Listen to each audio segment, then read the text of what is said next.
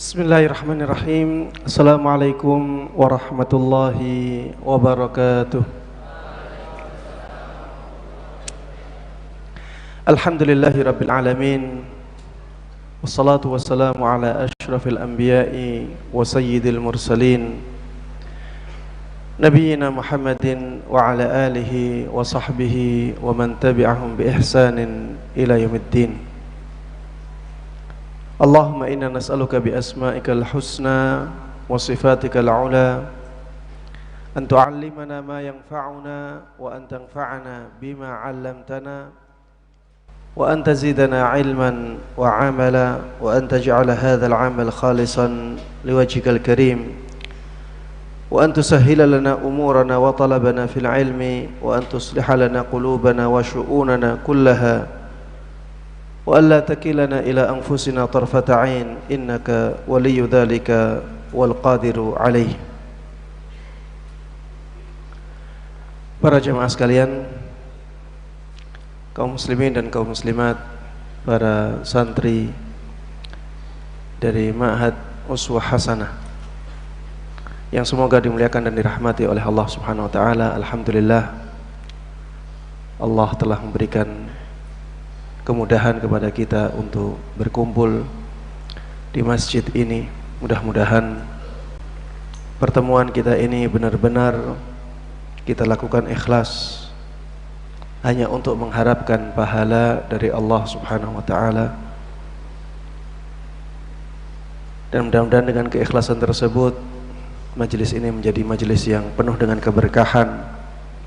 Kita mendapatkan pahala yang agung dari Allah Subhanahu wa taala dan mendapatkan ilmu yang bermanfaat yang bisa mengantarkan kita semuanya menjadi hamba Allah yang mulia dan bahagia di dunia ini hingga di akhirat nanti. Amin amin ya rabbal alamin. Tidak lupa salawat dan salam, keberkahan dan kenikmatan semoga selalu terlimpahkan dan tercurahkan kepada Nabi Agung Muhammad sallallahu alaihi wasallam, begitu pula kepada seluruh keluarga beliau, seluruh sahabat beliau, dan seluruh kaum muslimin yang mengikuti beliau dan para sahabatnya dengan baik hingga hari akhir nanti. Ikhwati wa akhwati fillah rahimana wa rahimakumullah. Dalam daurah ini kita akan membahas tentang sebab-sebab amalan menjadi lebih mulia atau utama. Jemaah sekalian rahimana wa rahimakumullah, pembahasan tentang sebab-sebab amalan menjadi utama ini sangat penting. Kenapa sangat penting? Karena dengannya kita akan tahu mana amalan-amalan yang istimewa,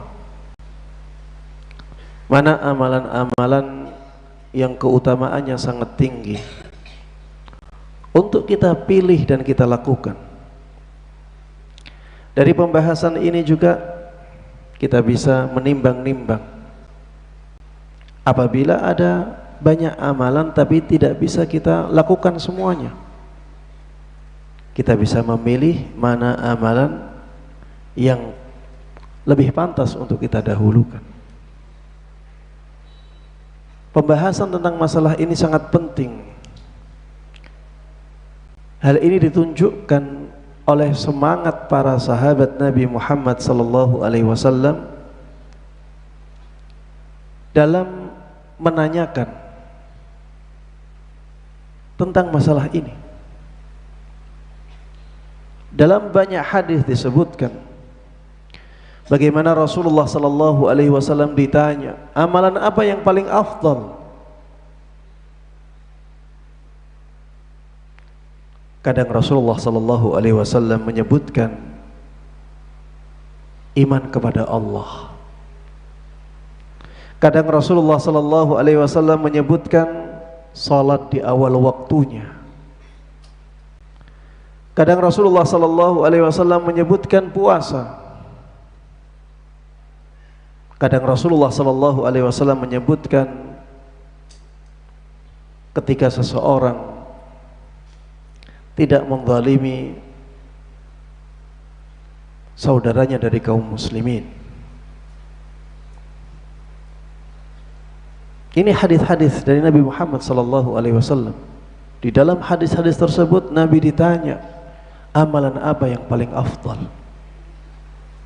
Ini menunjukkan semangat para sahabat Nabi Muhammad sallallahu alaihi wasallam untuk mengetahui hal ini. Dan ini menunjukkan pentingnya pembahasan kita.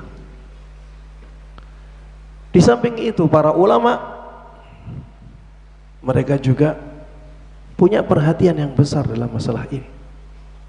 Kalau kita melihat bab-bab yang ada dan dibuat, ditulis oleh para ulama di kitab-kitab mereka, kita akan banyak menemui tentang amalan yang paling afdal. Disebutkan dalam bab khusus. Bahkan ada kitab-kitab yang ditulis oleh para ulama khusus untuk membahas masalah ini. Dan di antara kitab yang sangat bagus ya, yang dikarang oleh ulama di zaman ini ya, kitabnya Syekh Ibrahim Ibn Amir Ar-Ruhaili hafizahullah ta'ala, kitab Tajridul Ittiba'. Kitabnya kecil tapi isinya ya sangat-sangat berbobot, menjelaskan tentang masalah ini khusus.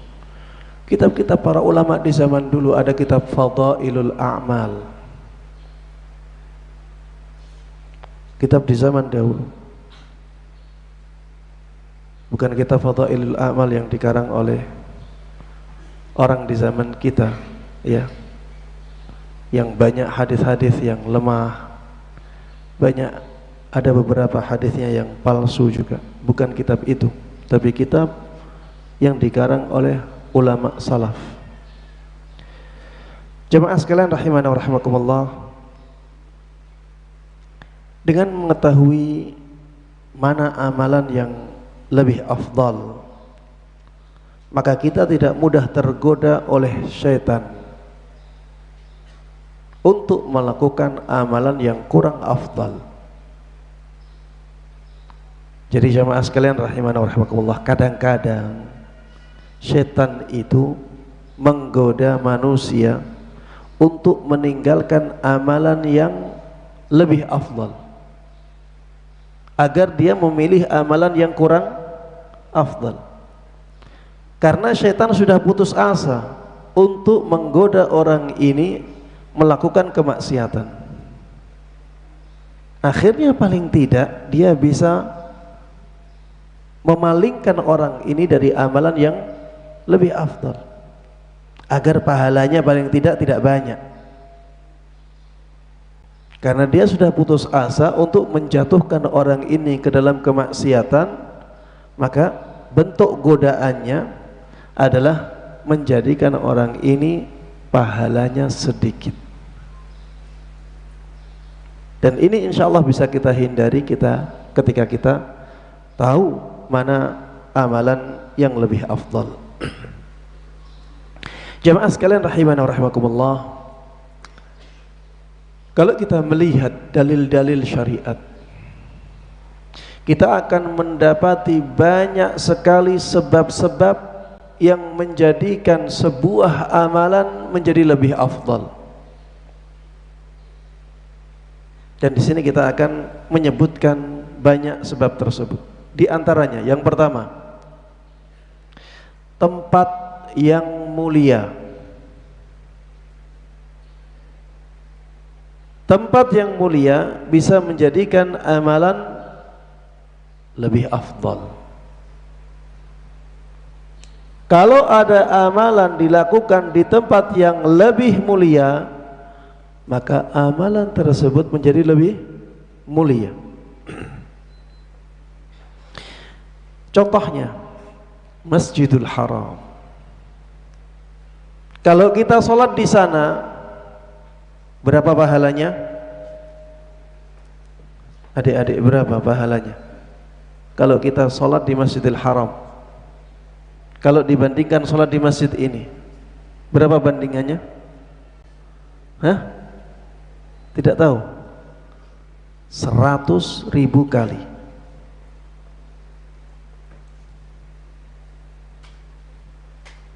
Seratus ribu kali. Ini karena Masjidil Haram, karena tempatnya. Kalau kita di Masjid Nabawi, berapa bandingannya? 1000 kali.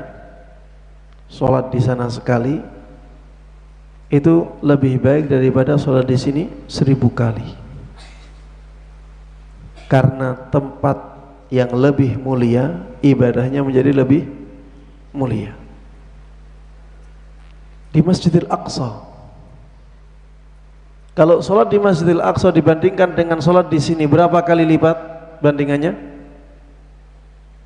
250 kali lipat. Jadi sholat sekali di sana itu lebih baik daripada sholat di sini 250 kali. Sholat di Masjid Quba 2 rakaat sama dengan apa? Umrah. Karena tempatnya ibadah menjadi lebih mulia. Bagaimana kalau sedekah jemaah? Sedekah di Masjidil Haram, apakah kita katakan dilipat gandakan hingga 100.000 kali? Apa jawabannya? Kita tidak bisa mengatakan demikian. Tapi yang jelas lebih utama, lebih mulia. Begitu pula dengan membaca Al-Quran. Membaca Al-Quran di Masjidil Haram, di Masjid Nabawi, di Masjidil Aqsa lebih mulia daripada membaca Al-Quran di tempat yang lain, karena keutamaan tempatnya. Dan secara umum masjid itu lebih utama daripada tempat lain. Secara umum, seperti masjid ini misalnya, lebih utama daripada pasar, daripada lapangan, daripada rumah. Makanya di masjid disyariatkan sholat apa? Berjamaah. Kita sholat berjamaah di mana? Di masjid, karena tempatnya lebih mulia. Kita i'tikaf di mana? Di masjid, karena tempatnya lebih mulia. Kita menunggu sholat di masjid lebih mulia daripada kita menunggu sholat di tempat lain. Ini karena tempat amalan menjadi lebih mulia. Rasulullah sallallahu alaihi wasallam dahulu pernah bersabda, ahabbul biladi ilallahi masajiduha. Tempat yang paling dicintai oleh Allah itu apanya? Masjidnya. Dan tempat yang paling dibenci oleh Allah itu apanya? Pasar-pasarnya. Karena di masjid inilah ibadah-ibadah dilakukan. Di masjid inilah tauhid ditegakkan, kesyirikan dijauhi. Maka jangan sampai kita menyalahgunakan masjid. Harusnya untuk ibadah, malah digunakan untuk joget-jogetan, digunakan untuk bermaksiat kepada Allah subhanahu wa ta'ala, digunakan untuk pertunjukan musik. Ada jamaah? Ada tidak yang seperti itu? Ada. A'udzubillahi min dzalik. Kaum muslimin sendiri tidak menghormati masjidnya. Kaum muslimin sendiri tidak menghormati masjidnya. Bagaimana kita mengharapkan orang lain menghormati masjid? Masjid itu rumahnya Allah. Pantaskah rumahnya Allah digunakan untuk membunyikan alat-alat musik, sesuatu yang dimurkai oleh Allah sendiri? Tidak hanya membunyikan musik, ada joget-joget di dalam masjid. Na'udzubillahi min dzalik.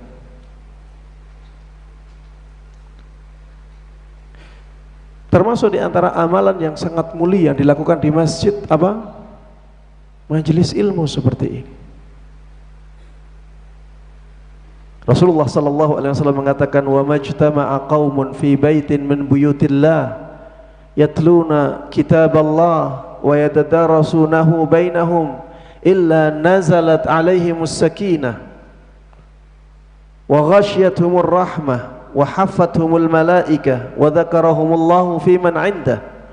Tidaklah suatu kaum berkumpul di salah satu dari rumah-rumah Allah Subhanahu wa taala kecuali akan turun kepada mereka ketenangan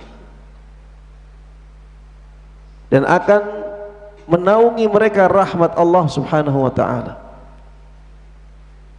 Wa haffathumul malaikah, malaikat akan mengerumuni mereka. Wa dzakarahumullahu fiman indah, Allah akan membangga-banggakan mereka, menyebut-nyebut mereka di hadapan para malaikatnya. Majelis yang seperti ini kalau dilakukan di rumah, apakah ada keutamaan ini? Jawabannya tidak. Karena tempatnya amalan ini menjadi semakin mulia. Baik, sebab amalan menjadi mulia yang kedua adalah waktu.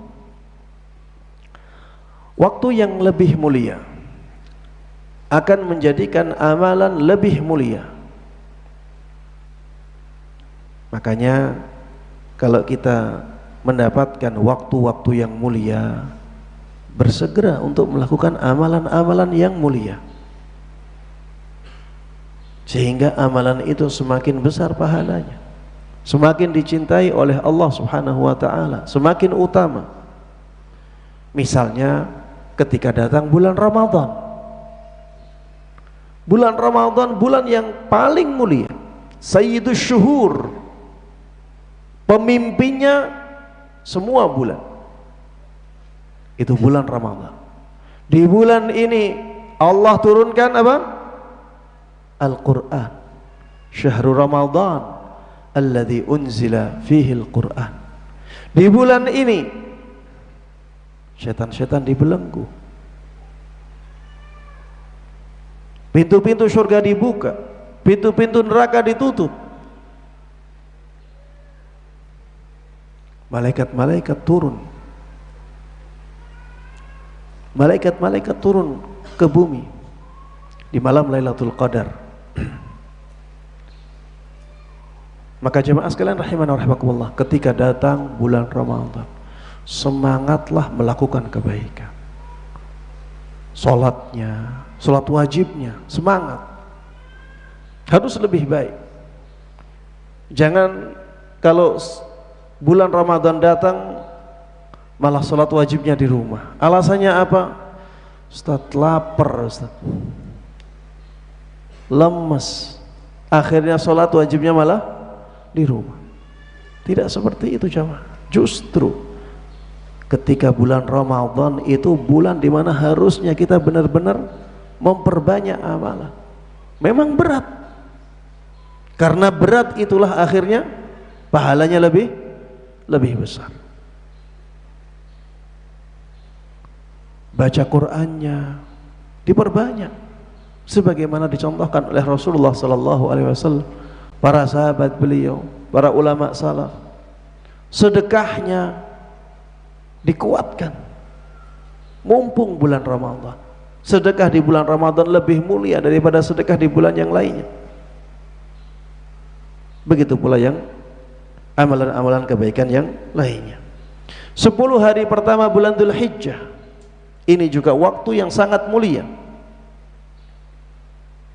Rasulullah sallallahu alaihi wasallam pernah menyabdakan, "Ma min ayyamin al-amalu salihu fihinna ahabbu ila Allah min hadhihi al-ayyam," yakni al-ashr. Tidak ada hari-hari yang amalan di dalam hari-hari tersebut lebih dicintai oleh Allah melebihi hari-hari ini.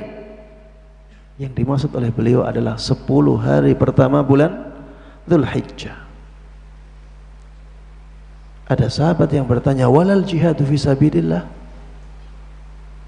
Walaupun amalan yang dilakukan di hari yang lain itu jihad fisabilillah wahai Rasulullah. Rasulullah katakan, walal jihadu fisabilillah illa rajulun kharaja binafsihi wa malih falam yarji' min dzalika bi syai'. Walaupun amalan yang dilakukan di hari lain itu berupa jihad fisabilillah, kecuali amalan orang yang keluar berperang di jalan Allah, dia membawa badannya, dia membawa hartanya, kemudian dia gugur di medan pertempuran itu, akhirnya dia tidak kembali dengan sesuatu apapun. Baru orang yang seperti itu amalannya lebih dicintai oleh Allah daripada amalan yang dilakukan di 10 hari pertama bulan Dzulhijjah. Kalau datang 10 hari pertama bulan Dzulhijjah, jangan sia-siakan. Dan subhanallah ya, di banyak negara, tidak hanya di Indonesia, banyak orang yang tidak mengistimewakan 10 hari pertama bulan Dzulhijjah. Kebanyakan mengistimewakan bulan Ramadan, dan itu kebaikan. Tapi jangan sampai melupakan keistimewaan 10 hari pertama bulan Dzulhijjah. Sampai-sampai para ulama mengatakan di antara yang menyebabkan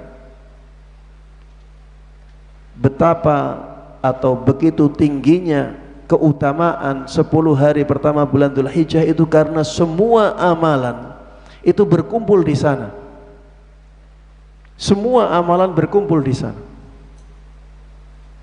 Jadi amalan sholat ada, amalan sedekah ada, zakat juga bisa dilakukan di 10 hari pertama bulan Dzulhijjah kalau misalnya memang waktunya itu.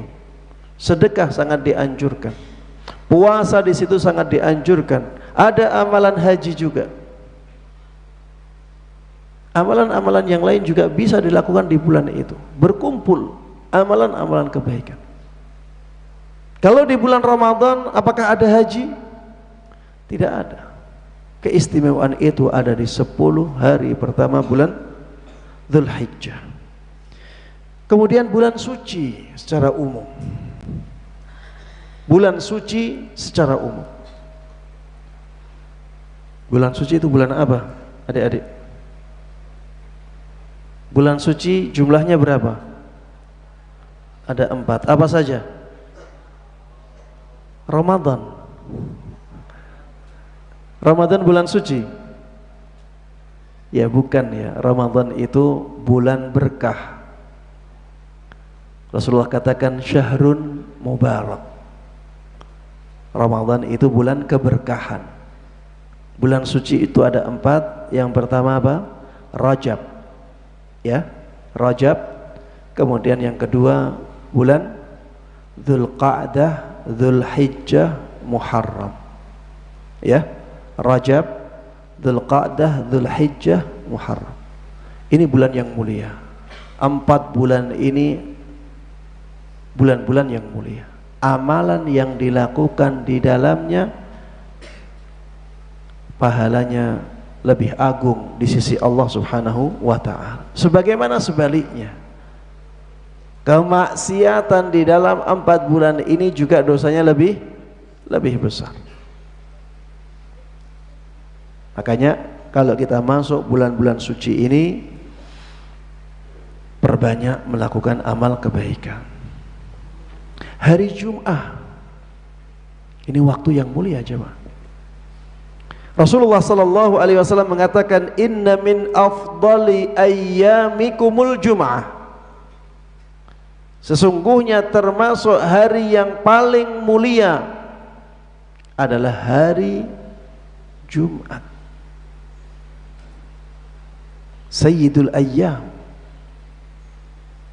Hari Jumat itu pemimpinnya hari. Maka ketika masuk hari Jum'ah perbanyak amal.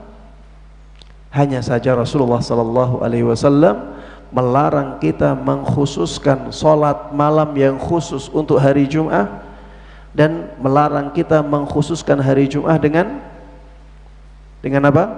Puasa. Untuk salat malam, ya salat malam seperti biasa, tidak ada masalah. Tapi mengkhususkan hari Jum'ah dengan salat malam khusus yang lebih lama daripada hari-hari yang lainnya, ini tidak dibolehkan oleh Nabi kita Muhammad sallallahu alaihi wasallam.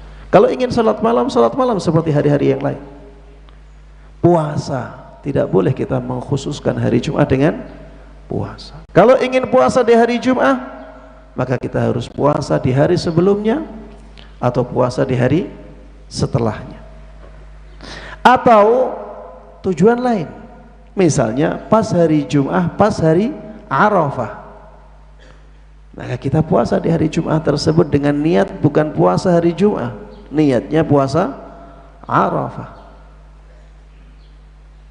Baik. Waktu sahur, ini waktu yang mulia jemaah. Ibadah yang dilakukan di waktu sahur lebih mulia daripada ibadah yang dilakukan di waktu lain. Makanya Allah memuji-muji kaum muttaqin, orang-orang yang bertakwa, karena mereka beristighfar di waktu sahur. Wal mustaghfirina bil ashar wa bil ashari hum yastaghfirun. Jadi waktu-waktu di akhir malam ini waktu yang sangat mulia. Makanya Allah Subhanahu wa ta'ala turun ke langit dunia di waktu sahur ini, sepertiga malam terakhir. Allah turun ke langit dunia. Kalau itu bukan waktu yang mulia, untuk apa Allah khususkan untuk turun ke langit dunia? Maka jangan sia-siakan waktu itu. Kita yang sudah ngaji lama, introspeksi diri masing-masing. Sudahkah kita sholat malam di waktu itu? Sudahkah kita mengalokasikan waktu untuk sholat malam menghadap Allah di waktu sahur? Baik, ini yang berkaitan dengan waktu, ya, bahwa termasuk di antara sesuatu yang menjadikan amalan lebih mulia adalah waktu yang mulia. Yang ketiga, amalan wajib lebih mulia daripada amalan sunnah. Semua amalan wajib itu lebih mulia daripada amalan sunnah. Yang menjadikan amalan mulia itu diantaranya sifat wajibnya. Karena dia wajib, maka menjadi lebih mulia. Hal ini berdasarkan hadis qudsi. Kata Allah Subhanahu wa ta'ala dalam hadis qudsi, "Wa ma taqarraba ilayya 'abdi bi syai'in ahabba ilayya mimma aftaradtuhu 'alaihi."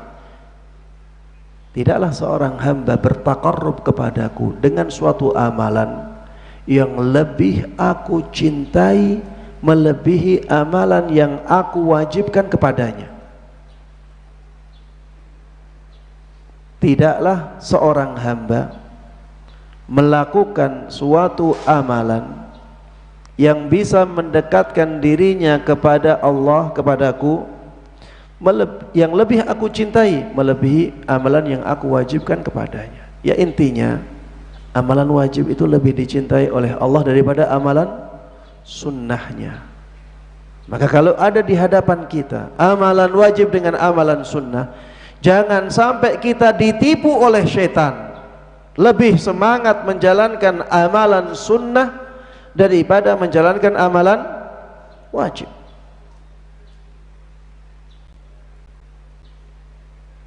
Banyak ya dari kaum muslimin yang tertipu karena masalah ini. Di depan dia ada dua amalan.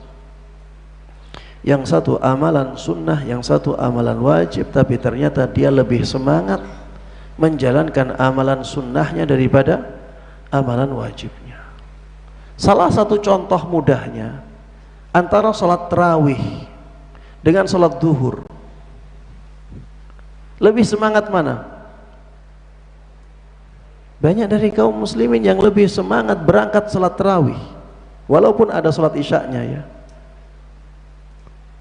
Tapi di sholat isya karena ada tarawihnya akhirnya lebih semangat.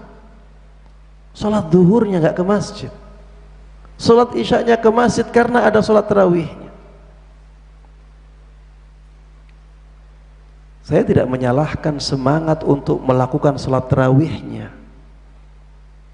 Semangat untuk melakukan sholat tarawih luar biasa, bagus. Tapi di mana semangat kita untuk sholat berjamaah zuhur, untuk sholat asar secara berjamaah, untuk sholat subuh secara berjamaah? Mana semangat kita? Kenapa semangat itu tiba-tiba hilang karena tidak ada tarawihnya? Padahal tarawih itu sholat sunnah. Sholat berjamaah subuh itu wajib, sholat berjamaah zuhur itu wajib, sholat berjamaah asar itu wajib. Di mana semangat kita ketika itu? Ini termasuk di antara godaan syaitan. Kadang-kadang orang lebih semangat sholat malam daripada sholat subuhnya. Sholat malam panjang sampai subuh ketiduran. Sholat subuhnya setelah matahari terbit karena kepanjangan sholat malamnya. Ada juga menuntut ilmu, ya murojaah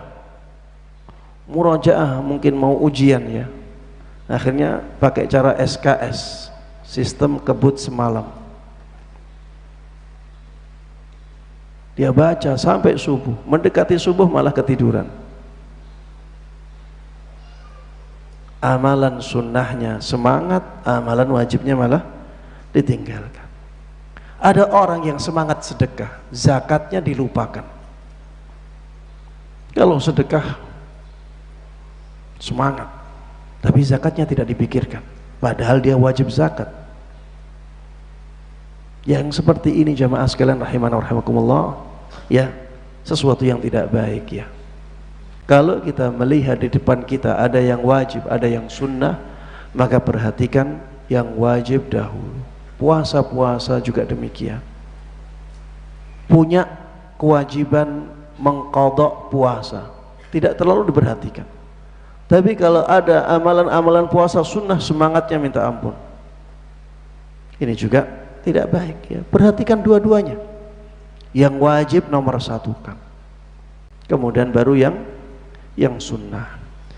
Jamaah sekalian rahimana wa rahimakumullah, yang keempat, termasuk yang mempengaruhi amalan menjadi lebih mulia dan lebih utama adalah tingginya keikhlasan seseorang dalam melakukan amalan itu.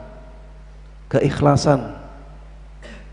Semakin tinggi keikhlasan seseorang dalam melakukan suatu amalan, maka amalannya semakin mulia. Jamaah sekalian rahimana wa rahimakumullah, Allah Subhanahu wa taala dalam Al-Qur'an mengatakan, "Alladzi khalaqal mauta wal hayata," apa adik-adik? "Liyabluwakum ayyukum ahsanu amala." Alladzi khalaqal mauta wal hayat. Dialah Allah Subhanahu wa taala yang menciptakan kehidupan dan menciptakan kematian. Liyabluwakum ayyukum ahsanu amala. Hal tersebut adalah untuk memberikan ujian kepada kalian, siapa di antara kalian yang paling baik amalannya. Salah seorang ulama salaf yang sangat terkenal, Fudail ibn Iyad, ketika menafsiri ayat ini mengatakan, akhlasuhu wa aswabuhu. Amalan yang paling baik, yang dimaksud di sini adalah amalan yang paling benar dan amalan yang paling ikhlas. Amalan yang paling benar dan paling apa? ikhlas. Berarti amalan itu bertingkat-tingkat keikhlasannya. Ada yang paling ikhlas. Yang paling ikhlas itulah yang paling tinggi keutamaannya. Makanya jemaah sekalian rahimana wa rahimakumullah, di dalam ayat sedekah disebutkan di surat Al-Baqarah ayat 261. Ini para penghafal Al-Quran. Mathalul ladzina yunfiquna amwalahum fi sabilillahi kamathali habbatin ambatat sab'a sanabila fi kulli sumbulatin mi'atu habbah. Perumpamaan orang yang menginfakkan hartanya di jalan Allah Subhanahu wa ta'ala itu seperti satu biji, satu benih. Kalau orang dahulu ya benihnya ya benih gandum itu. Satu benih gandum misalnya. Satu benih ini memunculkan 7 tangkai, menumbuhkan 7 tangkai. Setiap tangkainya ada 100 fi kulli sumblatin mi'atu habah. Ada 100 biji. Berarti 700. Wallahu yudha'ifu liman yasha. Kata Allah, Allah melipat gandakan pahala untuk siapapun yang Dia kehendaki. Kata Ibnu Katsir dalam tafsiran beliau untuk ayat ini, wallahu yudha'ifu liman yasha ay bihasabi ikhlasihi fi amalihi. Allah akan melipat gandakan pahala amalan seorang hamba berdasarkan keikhlasannya dalam melakukan amalan itu. Tingkatan tadi ya 1 sampai 700 kali lipat. Ada yang 10 kali lipat saja, ada yang 100 kali lipat saja, ada yang 200 kali lipat saja. Ini berdasarkan keikhlasan. Semakin ikhlas maka semakin banyak. Tapi minimal berapa? 10 kali lipat. Man jaa bil hasanati falahu 10 amsaliyah. Barang siapa yang melakukan satu kebaikan, maka baginya 10 kali lipatnya pahala. Ini minimal. Tapi yang lebih dari itu sesuai tingkatan keikhlasannya. Ikhlasnya sangat tinggi, bisa sampai 700 kali lipat. Semakin berkurang ikhlasnya, semakin berkurang juga pahalanya. Jemaah sekalian rahimana wa rahimakumullah, karena pengaruh keikhlasan inilah akhirnya sedekah yang disembunyikan itu lebih besar pahalanya daripada sedekah yang ditampakkan. Termasuk di antara 7 golongan yang mendapatkan naungan istimewa dari Allah Subhanahu wa ta'ala adalah warajulun tasaddaqa bi sadaqatin fa akhfaha hatta la ta'lama shimaluhu ma tunfiqu yaminuh. Seorang yang bersedekah kemudian dia menyembunyikan sedekahnya sampai tangan kirinya tidak tahu apa yang disedekahkan tangan kanannya.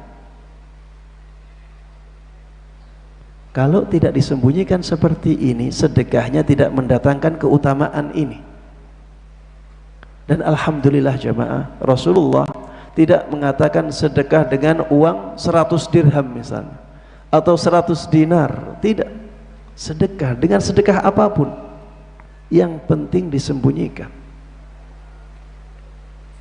Kata para ulama, kenapa kok sampai seperti ini keutamaannya? Karena sedekah yang disembunyikan itu lebih apa? Lebih ikhlas. Lebih ikhlas. Makanya di dalam ayat juga disebutkan in tubdus shadaqati fa ni'immahi wa in tukhfuha wa tu'tuhal fuqara. Apa Adik? Fahuwa.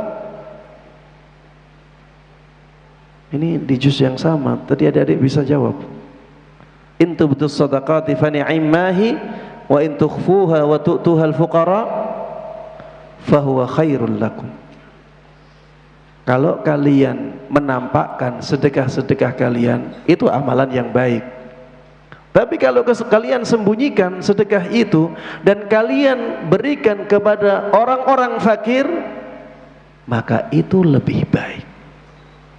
Maka itu lebih baik. Kenapa lebih baik? Karena lebih ikhlas.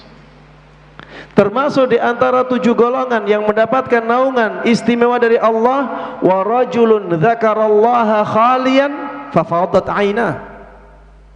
Orang yang berzikir ketika keadaannya sendirian dan akhirnya dia menangis. Dia menangis, berzikir sendirian dalam keadaan menangis, mendapatkan naungan istimewa dari Allah. Padahal kalau zikirnya itu dilihat orang banyak, maka tidak masuk dalam hadis ini. Kenapa demikian? Karena keikhlasan. Maka jamaah sekalian rahimana wa rahimakumullah, perhatikan keikhlasan kita dalam amalan. Kita hadir di majelis seperti ini, ya, kita harus menata hati kita. Ikhlaskan amalan ini untuk mengharapkan pahala dari Allah Subhanahu wa taala. Kita di sini, keikhlasan kita bertingkat-tingkat. Ada yang ikhlas banget, ada yang setengah-setengah, ada yang merasa terpaksa, ada yang tidak ikhlas sama sekali. Ya. Dan pahalanya berbeda-beda jemaah, dan Allah tahu keadaan hati kita. Keikhlasan itu di hati. Allah tahu, dan Allah nilai keikhlasan itu, dan Allah siapkan balasan untuk keikhlasan itu sesuai dengan kadarnya. Termasuk yang menunjukkan bahwa amalan yang ikhlasnya semakin tinggi itu semakin besar pahalanya adalah kenyataan bahwa sholat malam itu sholat yang paling dicintai oleh Allah. Ya, ahabbus salati ilallahi salatu al-lail. Bahwa sholat yang paling dicintai oleh Allah Subhanahu wa ta'ala adalah sholat malam. Kenapa sholat malam? Karena tidak dilihat. Dan sholat yang tidak dilihat itu lebih ikhlas. Sholat yang tidak dilihat itu lebih ikhlas. Apalagi ketika malam itu biasanya kita sedang ngantuk-ngantuknya, tidak dilihat oleh orang, kita berusaha untuk bangun malam, kemudian kita berusaha untuk berwudu. Ya, ini amalan yang berat, tidak dilihat orang, bisa melakukan seperti itu, berarti keikhlasan memang luar biasa. Makanya sholat malam menjadi sholat yang paling dicintai oleh Allah setelah sholat wajibnya. Jemaah sekalian rahimana wa rahimakumullah, seorang ulama salaf bernama Abdullah ibn al-Mubarak pernah mengatakan, rubba amalin saghirin tu'azzimuhun niyah wa rubba amalin kabirin tusaghiruhun niyah. Betapa banyak amalan yang kelihatannya kecil, tapi karena niatnya amalan tersebut menjadi sangat besar. Sebaliknya, betapa banyak amalan yang kelihatannya sangat besar, tapi karena niatnya akhirnya amalan itu menjadi sangat kecil. Sangat kecil di sisi Allah Subhanahu wa ta'ala karena niat. Maka jamaah sekalian rahimana wa rahimakumullah, jangan sampai kita terlalu mengandalkan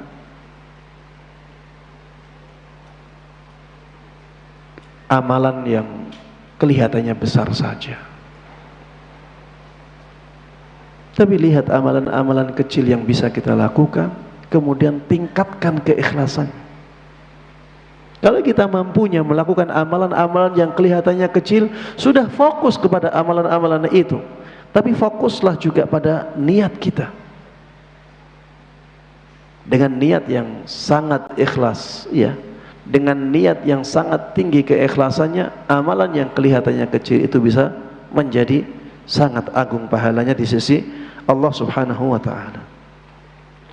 Coba lihat jamaah, Al-Hasan Al-Basri rahimahullahu ta'ala pernah mengatakan, walaqad adrakna aqwaman ma kana ala dhahri ard ma kana ala dhahril ardi min amalin yaqdiruna ala ay ya'maluhu fi sirrin fayakunu ala niyatan abada.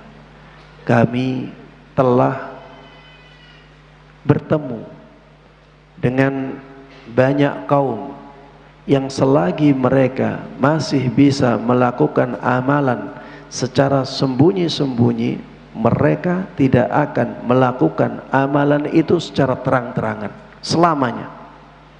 Selama mereka masih bisa menyembunyikan amalannya, mereka akan menyembunyikan amalan tersebut dan tidak akan melakukannya dengan terang-terangan. Para sahabat Nabi keadaannya seperti itu. Hudzaifah pernah sholat, dan beliau sholat dalam keadaan menangis. Karena khusyuknya beliau menangis. Selesai sholat, beliau menoleh, ternyata ada orang di belakangnya. Apa kata Hudzaifah radhiyallahu taala anhu? Beliau mengatakan, la tu'limanna bihadza ahada. Jangan sampai engkau sebarkan ini kepada seorang pun. Subhanallah ya, bagaimana Allah ingin menyampaikan keadaan ini kepada kita. Hudzaifah tidak ingin dilihat. Sahabat Hudzaifah tidak ingin amalannya dilihat orang.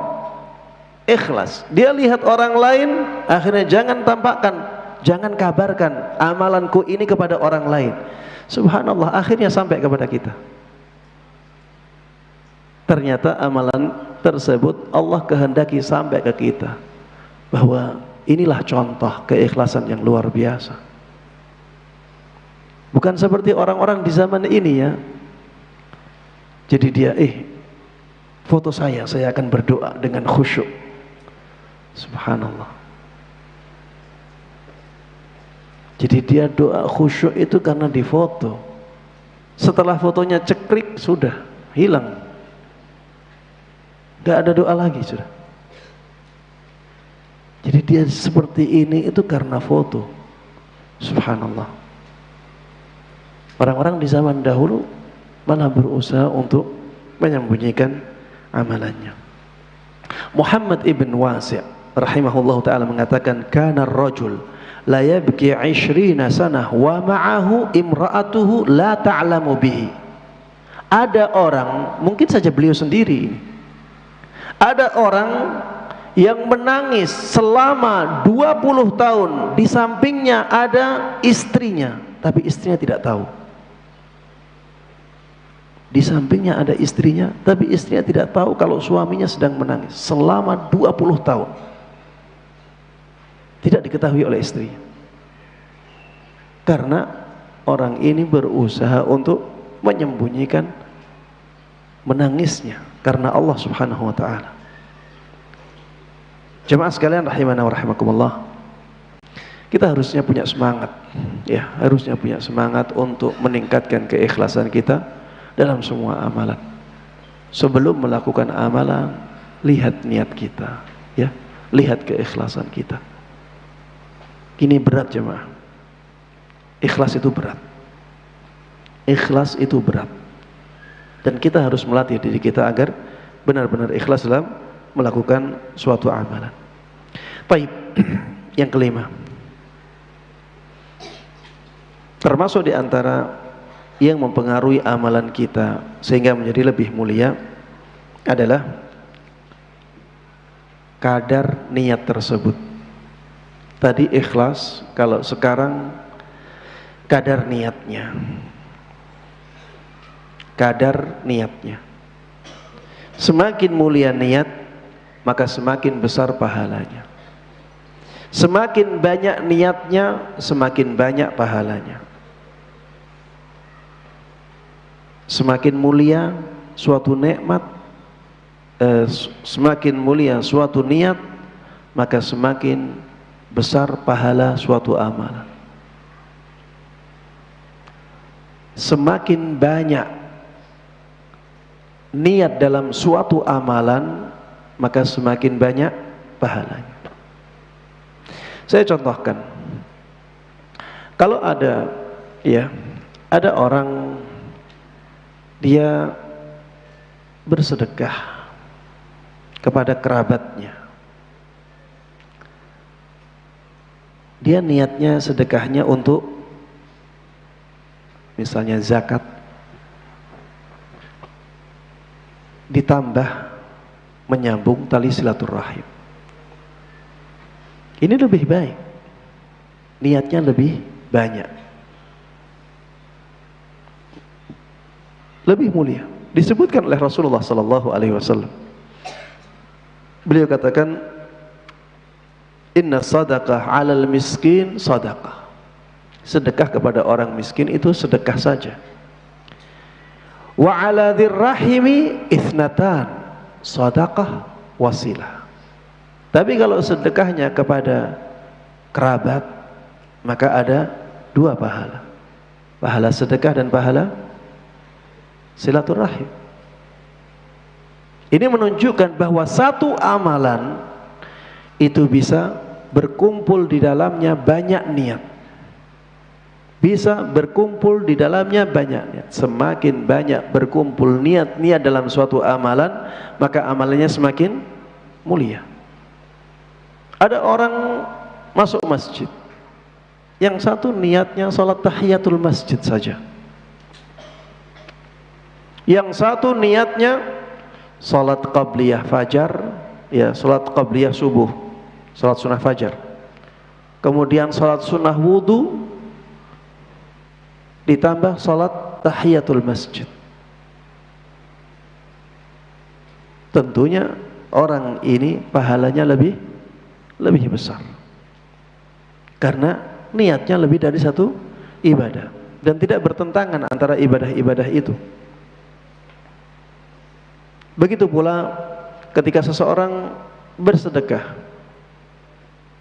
kepada seseorang, dia anak yatim, dia juga fakir, kemudian dia juga penuntut ilmu.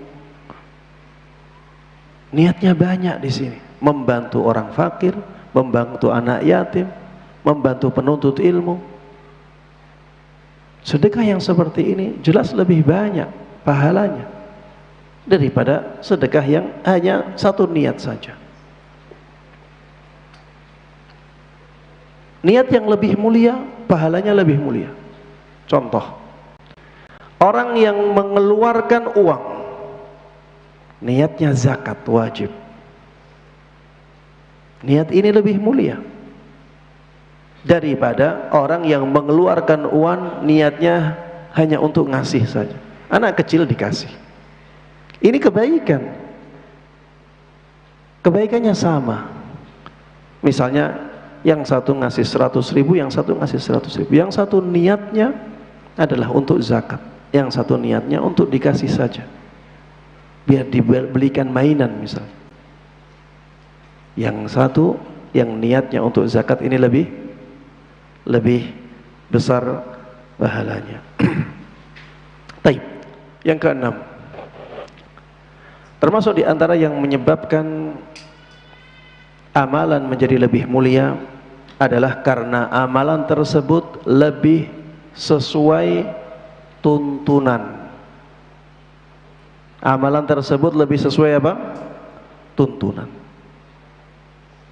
Hal ini ditunjukkan oleh firman Allah Subhanahu wa taala, "Alladzi khalaqal mauta wal hayata liyabluwakum ayyukum ahsanu amala."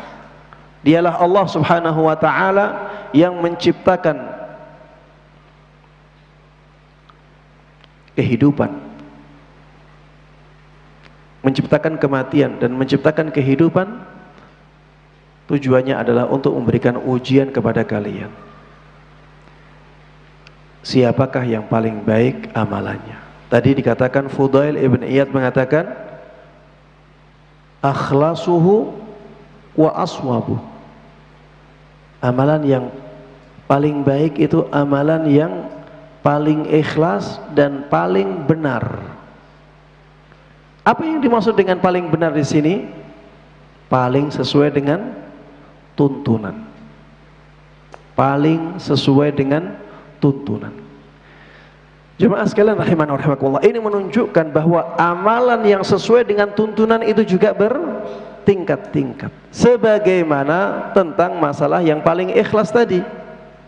Ketika dikatakan akhlasuhu, berarti amalan yang paling ikhlas. Itu menunjukkan keikhlasan seseorang dalam melakukan amalan itu bertingkat-tingkat. Begitu pula dengan kata-kata wa aswabuhu, amalan yang paling benar, paling sesuai dengan tuntunan. Ini menunjukkan amalan yang sesuai dengan tuntunan itu juga bertingkat-tingkat. Semakin amalan kita sesuai dengan tuntunan, maka pahalanya semakin besar. Dan sesuai dengan tuntunan ini jamaah sekalian rahimana wa rahimakumullah, meliputi dua sisi. Sisi yang pertama adalah sisi amalannya, bentuk amalannya. Sisi yang kedua adalah sisi tujuannya. Tujuan amalan itu dilakukan. Kata Syekhul Islam Ibn Taimiyah rahimahullahu ta'ala, sesuai dengan tuntunan itu ketika seseorang ayyaf'ala mithla ma fa'al 'ala al-wajhi alladhi fa'al.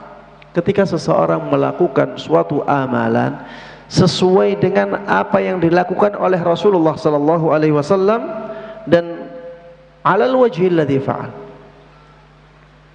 untuk ya tujuannya juga sama dengan tujuan Rasulullah sallallahu alaihi wasallam dalam melakukan amalan tersebut. Orang ya misalnya kalau sholat, ada orang yang sholat hanya memperhatikan syarat rukunnya saja. Hanya memperhatikan apa? Syarat rukun. Sesuai dengan tuntunan ini? Jawabannya apa? Iya, sesuai dengan tuntunan. Walaupun yang diperhatikan oleh dia syarat rukunnya saja. Ada orang yang sholat untuk sholat yang sama, dia memperhatikan sunnah-sunnahnya juga. Mana yang lebih afdal? Yang lebih afdal yang memperhatikan sunnah-sunnahnya, karena amalannya lebih sesuai dengan tuntunan. Karena amalannya lebih sesuai dengan tuntunan. Saya contohkan lagi, sudah zuhur ya. Ini contoh terakhir. Nanti diadzani dulu, kemudian saya tambah materi sedikit. Kalau misalnya ada orang sholat sunnah qabliyah subuh, yang dibaca di sholat tersebut surat Al-Baqarah, yang satu membaca surat Al-Kafirun dan surat Al-Ikhlas, mana yang lebih utama? Al-Kafirun dan Al-Ikhlas. Dua-duanya sesuai dengan tuntunan. Tidak ada masalah membaca surat Al-Baqarah di sholat qabliyah subuh, tapi yang sesuai dengan tuntunan adalah surat Al-Kafirun dan surat Al-Ikhlas. Karena kesesuaiannya dengan tuntunan itu lebih besar ini, maka amalannya menjadi lebih utama. Orang yang haji, orang yang umrah juga demikian. Sama-sama umrah semuanya, tapi kesesuaiannya dengan sunnah Nabi Muhammad SAW berbeda-beda, sehingga pahalanya juga berbeda-beda. Baik jamaah sekalian rahimanallah, karena waktu sudah masuk waktu zuhur, ya silahkan dikumandangkan adzan dahulu. Barakallahu fikum.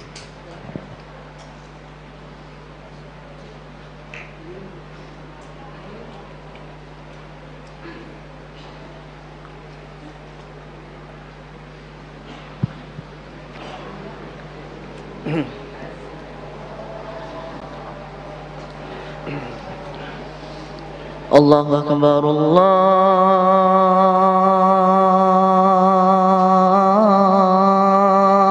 Allahu Akbar, Allahu Akbar,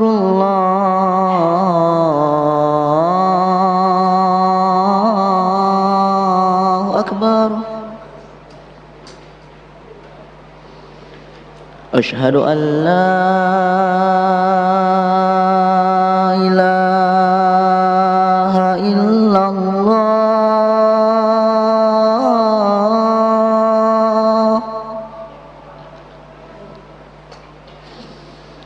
أشهد أن لا إله إلا الله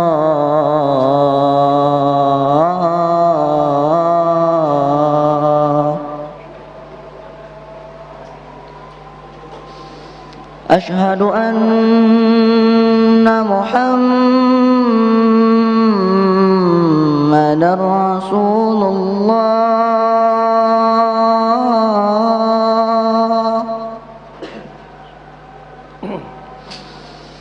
أشهد أن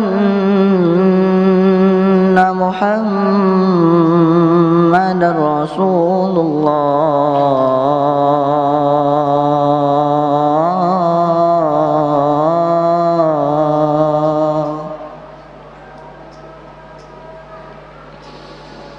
حي على الصلاة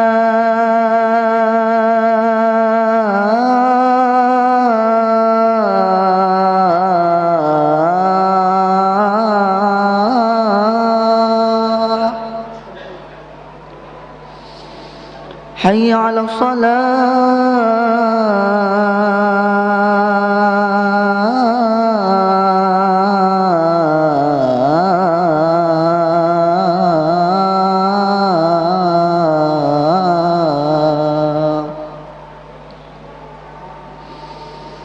حي على الفلاح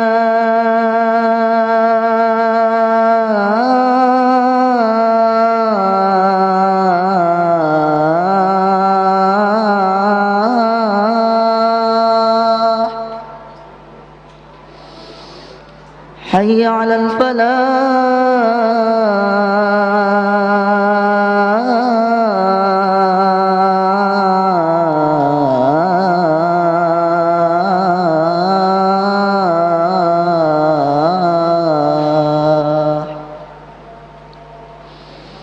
الله أكبر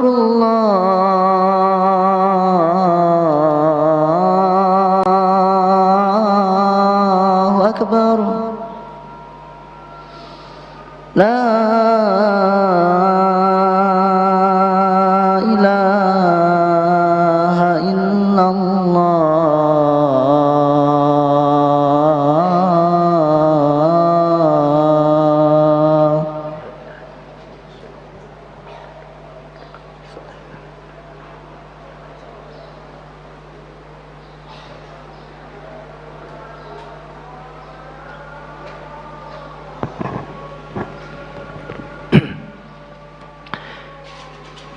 Taib jemaah sekalian rahiman rahimakumullah, kita tadi sudah sampai sebab yang keberapa? Sebab yang keberapa? Sebab yang keenam. Taib, sekarang kita beralih ke sebab yang ketujuh. Termasuk di antara sebab yang bisa menjadikan amalan lebih mulia adalah besarnya manfaat amalan tersebut untuk orang lain. Besarnya manfaat amalan tersebut untuk siapa? Untuk orang lain. Semakin besar manfaatnya untuk orang lain, maka amalan semakin besar pahalanya. Saya contohkan misalnya sedekah untuk orang yang sangat membutuhkan, orang fakir, sangat miskin, dia sangat membutuhkan sedekah kita. Kalau kita bersedekah kepada dia, itu lebih afdal daripada kita bersedekah kepada orang yang tidak terlalu membutuhkan, karena manfaat sedekah kita menjadi lebih besar. Di dalam Al-Quran disebutkan au it'amun fi yaumin dhi masghabah, atau memberikan makanan di hari makanan tersebut sangat dibutuhkan. Dhi masghabah maksudnya di situ ada kelaparan, ada lapar. Memberikan makanan saat orang lapar itu lebih baik ya. Makanya para panitia ini, para peserta pada kelaparan ini kayaknya. Banyak yang ngantuk. Iya. Ketika sedang lapar-laparnya, sedang membutuhkan, ketika itu sedekah kita menjadi lebih berarti, lebih bermakna, lebih berpahala. Jemaah sekalian rahimana wa rahimakumullah, sedekah dengan motor itu lebih baik daripada sedekah dengan sepeda, karena motor manfaatnya lebih besar daripada sepeda. Dari sisi lain motor lebih mahal daripada sepeda. Yang lebih besar manfaatnya lebih baik. Kalau ada orang miskin, dia tidak terlalu membutuhkan jam tangan, tapi sangat membutuhkan misalnya kulkas, maka bersedekah kulkas untuk dia lebih baik daripada bersedekah dengan jam tangan. Karena apa? Manfaatnya lebih besar. Sedekah dengan ilmu lebih baik daripada sedekah dengan harta. Ini disebutkan oleh para ulama, sedekah dengan ilmu yang kita miliki itu lebih baik daripada sedekah dengan harta. Kenapa? Karena ilmu lebih besar manfaatnya daripada harta. Rasulullah sallallahu alaihi wasallam dahulu pernah bersabda, khairun nas anfa'uhum linnas. Manusia yang paling baik itu manusia yang paling banyak manfaatnya. Khairul ashabi 'indallah khairuhum li sahibihi. Teman yang paling baik di sisi Allah itu teman yang paling baik kepada temannya. Wa khairul jiran 'indallah khairuhum li jarihi. Tetangga yang paling baik di sisi Allah adalah tetangga yang paling baik kepada tetangganya. Dia lebih banyak manfaatnya untuk tetangganya. Yang kedelapan, termasuk di antara sesuatu yang menjadikan amalan lebih mulia adalah banyaknya orang yang mendapatkan manfaat dari amalan tersebut. Kalau misalnya amalan kita hanya dimanfaatkan oleh satu orang, amalan orang lain dimanfaatkan oleh 1000 orang, amalan yang sama, pahalanya akan lebih banyak yang dimanfaatkan oleh orang lain. Ya contohnya misalnya ada orang buat video nasihat, ada orang bikin video nasihat, sama-sama durasi 2 menit misalnya, ini 2 menit, ini 2 menit. Ternyata yang satu lebih bermanfaat, didengarkan atau dilihat oleh misalnya 1 juta orang, dan mereka mendapatkan manfaat yang besar dari video itu. Yang satu hanya didengarkan oleh 100 orang, 200 orang, 1000 orang. Benar ada manfaatnya di sini, ini juga ada manfaatnya. Tapi yang satu manfaatnya lebih besar. Yang satu manfaatnya lebih besar. Maka karena manfaatnya yang lebih besar, pahalanya juga semakin besar.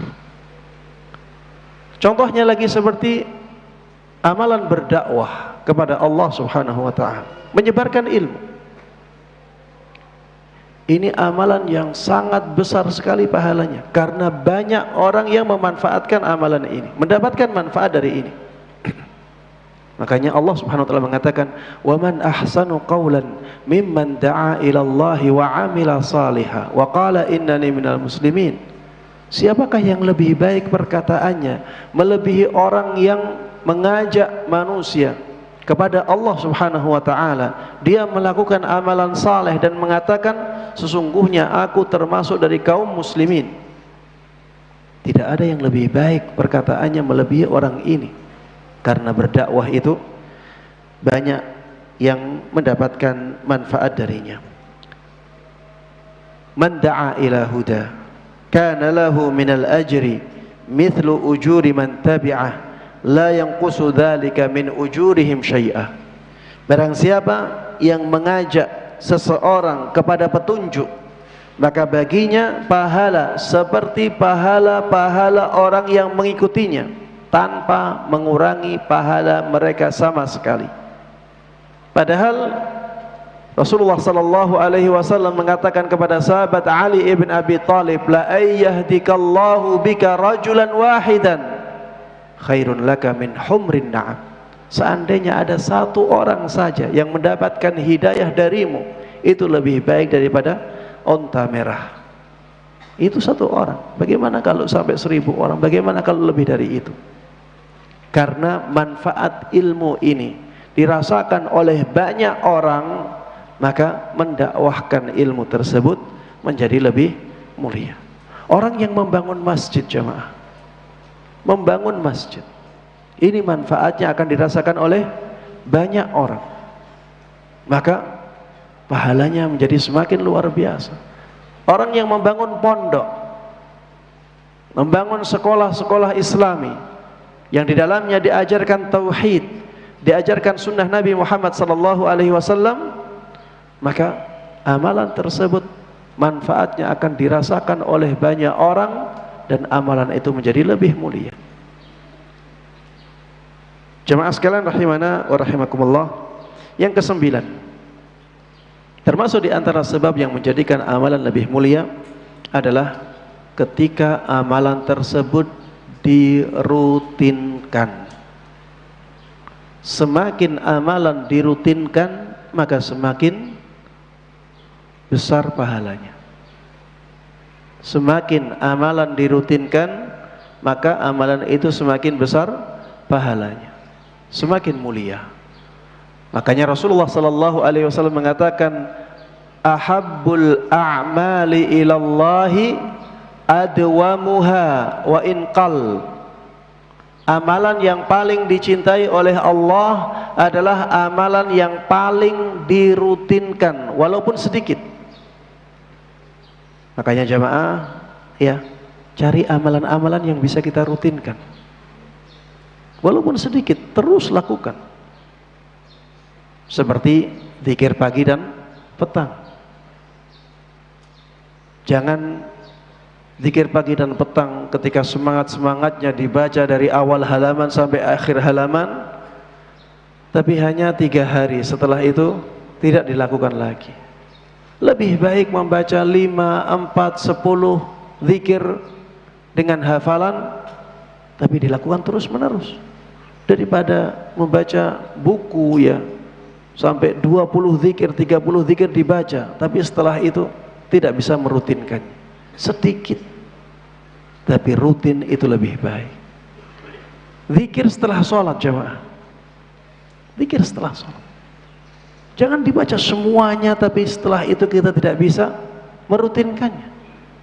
Pilih zikir-zikir yang kita inginkan, sedikit bisa dirutinkan lebih baik. Sholat malam juga demikian. Kalau misalnya 11 rakaat masih memberatkan kita, kurangi. Tapi bisa kita rutinkan terus menerus. Membaca Al-Quran juga demikian. Pilih, kita kepingin berapa? 5 halaman, sudah 5 halaman, setiap hari 5 halaman. Yang bisa kita rutinkan itu menjadi lebih mulia dan lebih dicintai oleh Allah subhanahu wa ta'ala. Yang ke-10, termasuk di antara sebab yang menjadikan amalan kita lebih mulia adalah amalan yang lebih besar pengaruhnya terhadap diri kita. Semakin besar pengaruh suatu amalan terhadap diri kita, maka dia semakin mulia. Saya contohkan misalnya, membaca Al-Quran dengan mendengarkan bacaan Al-Quran orang lain, mana yang lebih mulia? Kalau mendengarkan bacaan Al-Quran orang lain itu lebih punya pengaruh positif untuk jiwa kita, maka mendengarkannya menjadi lebih mulia. Padahal asalnya membaca sendiri itu lebih mulia. Ya kadang-kadang ya kita kalau membaca sendiri kurang pengaruhnya, kurang bisa merenungi. Tapi kalau dibaca orang lain kita bisa merenunginya, ya, karena suaranya yang indah, bacaannya yang bagus, kita bisa merenungi, menyelami makna-makna. yang kita dengar, ya, makna-makna ayat-ayat yang kita dengar, sehingga mendengarkan menjadi lebih mulia ketika keadaannya seperti itu. Apakah lebih baik membaca ayat Al-Quran dengan artinya, ataukah membaca bahasa Arabnya saja? Kalau misalnya membaca Al-Quran dengan artinya itu lebih berpengaruh terhadap diri kita, karena kita tidak tahu bahasa Arab misalnya, maka itu menjadi lebih mulia, karena pengaruhnya lebih besar terhadap diri kita, daripada hanya baca saja dari awal Al-Quran sampai akhir Al-Quran, kita tidak tahu artinya sama sekali, pengaruhnya terhadap jiwa kita kurang. Saya tidak katakan itu buruk, ya tidak, tapi di sini penilaian mana yang lebih utama, mana yang lebih mulia. Amalan yang lebih besar pengaruhnya terhadap jiwa kita itu lebih mulia. Menghadiri kajian dengan sholat sunnah, sholat amalan yang mulia. Menghadiri kajian pengaruhnya terhadap kejiwaan kita lebih besar. Kalau keadaannya seperti itu, maka menghadiri kajian lebih afdal daripada sholat sunnah, karena melihat sisi tadi, kajian-kajian ilmiah itu sangat berpengaruh terhadap kejiwaan kita. Yang ke-11, termasuk di antara sebab yang menjadikan amalan seseorang lebih mulia adalah keadaan yang mempengaruhi amalan tersebut, situasi dan kondisi. Situasi dan kondisi yang mempengaruhi suatu amalan menjadikan amalan lebih mulia. Seperti zaman yang rusak. Zaman yang rusak.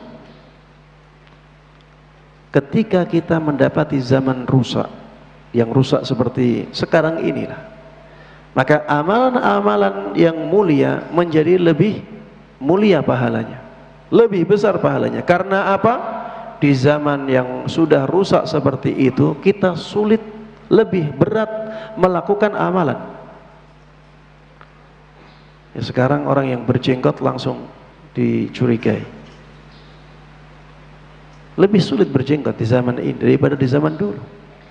Orang yang cingkrang langsung dicurigai. Orang yang pergi ke masjid, sholat berjamaah, ya tidak pernah gaib, ya langsung dicurigai. Yang akhwat misalnya pakai kerudung besar, langsung ada suara-suara nyebar kemana-mana, suara yang tidak baik. Di zaman ini meninggalkan riba sangat sulit. Di zaman ini menjadi orang yang soleh lebih sulit daripada di zaman dulu, karena godaannya yang luar biasa. Di zaman seperti ini, amalan ibadah yang dilakukan oleh seseorang menjadi semakin besar pahalanya. Saat orang lalai, ketika orang banyak yang lalai, kemudian kita lakukan amalan ibadah, maka amalan ibadah di saat yang seperti itu menjadi lebih berpahala. Makanya Rasulullah SAW di bulan Sya'ban, ya, beliau banyak berpuasa. Ketika ditanya, wahai Rasulullah, kenapa engkau banyak berpuasa di bulan Sya'ban? Rasulullah katakan, itu bulan banyak orang yang lalai dengannya, banyak orang yang meremehkan bulan itu. Rasulullah puasa di situ. Kemudian ketika Rasulullah SAW menyebutkan termasuk di antara yang menyebabkan seseorang masuk surga, wassalatu bil laili wan nasu niyam, salat di waktu malam ketika orang-orang pada tidur, orang-orang pada lalai, orang ini melakukan salat. Baik, besarnya keburukan yang menggoda seseorang. Ketika keadaannya keburukan sangat menggoda seseorang, kemudian dia tetap melakukan ibadah, ini luar biasa. Makanya di antara, ya, yang disebutkan oleh para pensyarah hadis tentang 7 golongan yang mendapatkan naungan istimewa dari Allah, yang pertama, imamun adlun. Kenapa imam yang adil itu pahalanya luar biasa? Karena godaannya luar biasa. Kalau sekarang kita melihat orang ini kok korupsi sih, orang ini kok kayak gitu sih, orang ini kok kayak gitu, belum tentu kita ketika sampai di sana kita bisa lebih baik jemaah. Godaannya luar biasa di atas, anginnya lebih dahsyat. Makanya imam yang adil itu dapat naungan istimewa di padang mahsyar nanti. Kemudian disebutkan juga pemuda yang tumbuh dalam ibadah kepada Allah. Kenapa mendapatkan naungan istimewa? Godaannya sangat besar. Di waktu muda, godaan untuk bermaksiat itu sangat luar biasa. Kalau ada pemuda yang masih bisa menjaga kebaikannya, masih tetap bisa menjaga kesalehannya, dia pemuda yang luar biasa, mendapatkan naungan istimewa dari Allah Subhanahu wa taala. Di dalam hadis yang sama disebutkan wa rajulun ta'athum ra'atun dhatu mansibin wa jamal faqala inni akhafullah. Seorang laki-laki yang digoda oleh perempuan yang cantik jelita dan dia punya kedudukan yang sangat tinggi, tapi akhirnya dia menolak. Dia katakan inni akhafullah, aku benar-benar takut kepada Allah Subhanahu wa taala. Ini godaannya luar biasa jemaah. Belum tentu kita bisa selamat dari godaan itu. Bayangkan, dia perempuan cantik jelita, punya kedudukan yang sangat tinggi dan mengajak kita untuk berzina. Ini luar biasa, godaan yang sangat berat. Ketika seseorang bisa menolak godaan tersebut dan mengatakan inni akhafullah, maka dia mendapatkan naungan istimewa di sisi Allah Subhanahu wa taala. Yang ke-12, termasuk di antara yang menjadikan amalan lebih mulia adalah zat amalan itu. Iya, zat amalannya, jenis amalannya. Para ulama di sini berbeda pendapat. Apakah ada amalan yang paling mulia secara mutlak, ataukah tidak ada yang seperti itu? Yang ada, amalan itu akan dipengaruhi oleh situasi dan kondisi, sehingga pada situasi tertentu amalan menjadi lebih mulia, pada situasi yang lain tidak demikian. Ada yang mengatakan seperti itu. Tidak ada amalan yang lebih baik atau paling baik secara mutlak. Semuanya dipengaruhi oleh pengaruh-pengaruh yang banyak. Tapi ada sebagian ulama yang mengatakan demikian. Ada amalan yang paling baik secara mutlak. Dan urutannya seperti yang saya sebutkan ini. Yang pertama adalah rukun Islam. Ya, ini amalan yang paling mulia. Dan rukun Islamnya urut ya. Rukun Islam ini yang paling mulia, rukun Islam yang pertama, syahadatan. Syahadatain bersama masalah-masalah yang menyertainya seperti keimanan, akidah, tauhid, ya, syahadatain. Yang kedua yang paling utama, salat 5 waktu. Yang ketiga yang paling utama, zakat. Yang keempat yang paling utama, puasa wajib, ya. Yang kelima yang paling utama adalah haji yang wajib. Setelah itu kewajiban yang lain, kewajiban selain rukun Islam. Dan yang paling afdal adalah birrul walidain. Kewajiban selain rukun Islam yang paling afdal adalah birrul walidain. Kemudian ibadah-ibadah yang sunnah, ya, ibadah-ibadah yang sunnah. Dan ibadah-ibadah yang sunnah yang paling afdal adalah talabul ilm. Ya, talabul ilm yang sunnah. Ada talabul ilm yang wajib. Ya, talabul ilm yang sunnah, dia ibadah sunnah yang paling afdal.